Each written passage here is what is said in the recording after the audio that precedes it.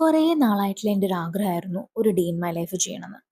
പക്ഷേ ഇതിനു മുന്നേ ചെയ്യാത്തത് കൊണ്ടും ഫസ്റ്റ് ടൈം ചെയ്യുന്നത് കൊണ്ടും അതിൻ്റെ എല്ലാ അപാകതകളും നിങ്ങൾക്ക് ഈ വീഡിയോയിൽ കാണാൻ പറ്റും.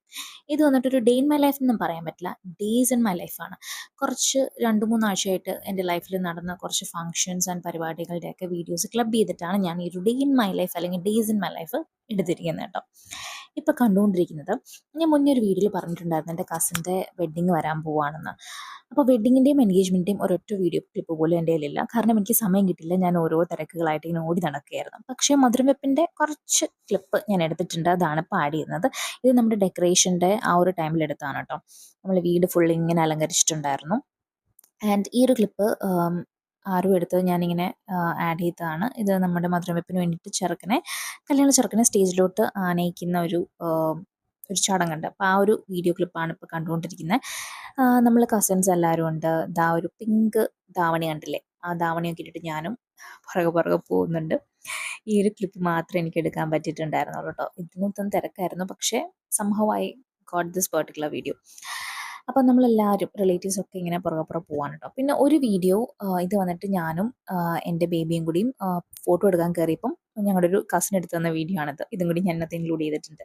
പിന്നെ കല്യാണത്തിൻ്റെ ഒറ്റ വീഡിയോ ഇല്ലെങ്കിലും ഇത് തലേ ദിവസം നമ്മൾ താലി, മന്ത്രകോടിയിൽ നിന്ന് താലി എടുത്തിട്ട് ഇങ്ങനെ പിരിച്ച് നൂലിലിങ്ങനെ ചേർക്കുമല്ലോ. അപ്പോൾ ആ ഒരു ചടങ്ങാണ് ഇപ്പം നടന്നുകൊണ്ടിരിക്കുന്നത്. നമ്മൾ റിലേറ്റീവ്സ് കുറച്ച് പേരൊക്കെ ഉണ്ടായിരുന്നു.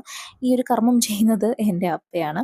നമ്മൾ ചോറൊക്കെ വെച്ചിട്ട് ഇങ്ങനെ പിരിച്ചു, വെള്ള നൂലും മന്ത്രകോടിയുടെ നൂലൊക്കെ എടുത്ത് പിരിച്ചിട്ട് താലി ആഡ് ചെയ്തിട്ടുണ്ട്. പിന്നെ ഇത് വന്നിട്ട് ഒരു 3-4 ദിവസം കഴിഞ്ഞിട്ട് ചെറുക്കനെയും പെണ്ണിൻ്റെ വീട്ടിലോട്ട് കൊണ്ടുപോകുന്നൊരു ചടങ്ങുണ്ട്. അപ്പോൾ അതിന് വേണ്ടിയിട്ടുള്ള ഒരു ഗെറ്റ് റെഡി വിത്ത് മീ ആണ് നിങ്ങൾ കാണുന്നത്. ഗെറ്റ് റെഡി വിത്ത് മീ എന്നൊന്നും പറയാൻ പറ്റില്ല. ജസ്റ്റ് മേക്കപ്പ് ഒന്നുമില്ല, ജസ്റ്റ് ലിപ്സ്റ്റിക് ഇട്ടു, ബ്ലഷ് ഇട്ടു ആൻഡ് ഹെയർ ഒക്കെ സെറ്റ് ചെയ്തിട്ട് പോകുന്ന ഒരു പരിപാടിയാണ് നിങ്ങളിപ്പോൾ കാണുന്നത് കേട്ടോ. പോകാനിറങ്ങിയപ്പം എൻ്റെ പട്ടിക്കുട്ടി അവിടെ ഇരുന്നിട്ട് ദയനീയമായിട്ട് നോക്കുന്നുണ്ടായിരുന്നു. ഇത് വന്നിട്ട് നമ്മുടെ വീട് സെയിം കോമ്പൗണ്ടിലാണ് കേട്ടോ. അതാണ് കസിൻ്റെ വീട്, ബാക്കിൽ ഞങ്ങളുടെ വീടാണ്. അപ്പോൾ റിലേറ്റീവ്സൊക്കെ എത്തി തുടങ്ങിയിട്ടുള്ളൂ. ചെറിയൊരു ഫംഗ്ഷനായിരുന്നു.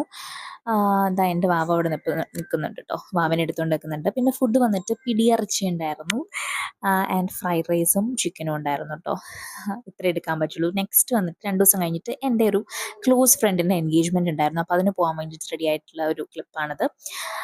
ഇതിനകത്തും കൂടുതൽ വീഡിയോസ് എടുക്കാൻ പറ്റില്ല, പക്ഷേ പരിപാടി അടിപൊളിയായിരുന്നു, നല്ല ഫുഡൊക്കെ ആയിരുന്നു. ഇത് വന്നിട്ട് ഒരു ചെറിയ ഡാൻസ് ക്ലിപ്പ് ഞാൻ ആഡ് ചെയ്തിട്ടുണ്ട്. ഇതൊക്കെ എനിക്കറിയാവുന്ന ഫ്രണ്ട്സാണ് കേട്ടോ.